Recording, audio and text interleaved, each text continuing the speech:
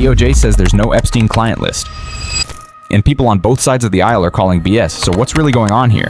It's been nearly 5 years since Jeffrey Epstein died in a federal jail cell.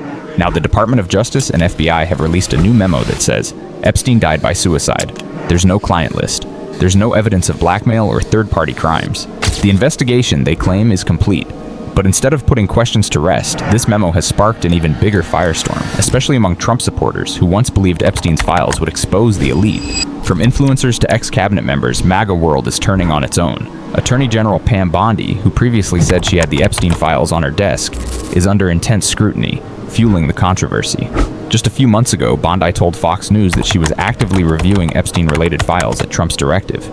Many took that as a promise, that names would be released, truth would come out. Now with this DOJ memo saying there's no client list and no further action needed, many are asking what happened, why the reversal, why the silence?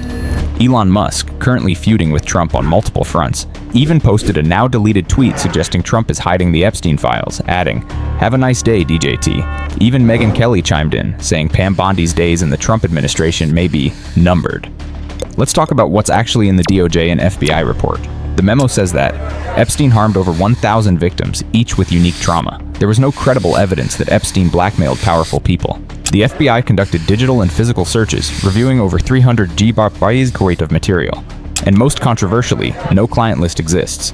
They also released over 11 hours of surveillance footage from the night of Epstein's death. According to the memo, the footage proves no one entered the tier where Epstein was held from 10:40 p.m. to 6:30 a.m., but online investigators are already poking holes in that footage, pointing to timestamp gaps, frame anomalies, and editing artifacts left in the corner of the screen. In one section, an entire minute disappears from the timeline. The memo claims Epstein's death was consistent with prior autopsy reports, suicide by hanging. But remember, Epstein was removed from suicide watch after a previous incident, left alone in a cell after his cellmate was mysteriously transferred, watched by guards who fell asleep and falsified logs, found with broken bones more consistent with strangulation than hanging, according to an independent pathologist. The idea that this was just a tragic oversight has never sat well with the public. Now with the DOJ declaring there was no wider conspiracy, many are calling it a cover-up. Because if Ghislaine Maxwell is in prison for trafficking minors, who was she trafficking them to? That's the question no one seems able, or willing, to answer. Bondi tried to clarify, saying she was referring to the broader Epstein case, not an actual list. I was asked a question about the client list, and my response was, it's sitting on my desk to be reviewed. But for many MAGA supporters, it feels like backpedaling. Even longtime allies like Laura Loomer have called for Bondi to resign. And let's not forget, Trump's own cabinet is split. Dan Bongino once pushed for Epstein accountability. J.D. Vance demanded transparency as a senator. Kash Patel, now FBI director, was reportedly briefed on the memo's release ahead of time. So why the change in tone now? Why release this quietly on a Sunday instead of burying it before a holiday, or after the midterms? Some inside Trump's camp have called it a political nightmare. Epstein's background was always murky. He claimed to be a hedge fund manager, but had no known clients. He lived in a mansion once owned by billionaire Les Wexner, yet had no clear source of income. He had multiple foreign passports, a private island, and homes with rumored surveillance setups. Former Labor Secretary Alex Acosta even reportedly said he was told to leave Epstein alone because he belonged to intelligence. That has fueled speculation that Epstein was part of a blackmail operation, possibly with foreign intelligence ties.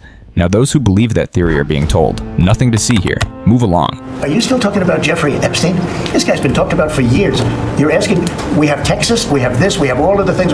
But here's the issue. If this was just Epstein and Maxwell, how do you explain the high-profile names on the flight logs, the sealed court depositions, the sudden deaths, dropped charges, and vanishing evidence? To many Americans, this isn't about politics anymore. It's about power. It's about transparency. It's about whether the most powerful people in the world can operate above the law. And it's about whether the people entrusted with justice, no matter who's in office, are actually telling the truth. Because when camera footage is missing, guards fall asleep, and the highest profile suspect in decades dies under mysterious circumstances. You don't need to be a conspiracy theorist to raise your eyebrows. So now we're left with a memo that says, case closed. But millions of Americans aren't buying it, because none of it adds up. Not the lack of names, not the strange circumstances, not the sudden change in tone from officials who once promised full disclosure. Ghislaine Maxwell trafficked minors, but to no one. That's the narrative we're supposed to believe. This isn't just about Epstein, it's about whether truth ever really matters, when the people involved have enough money, power, or protection.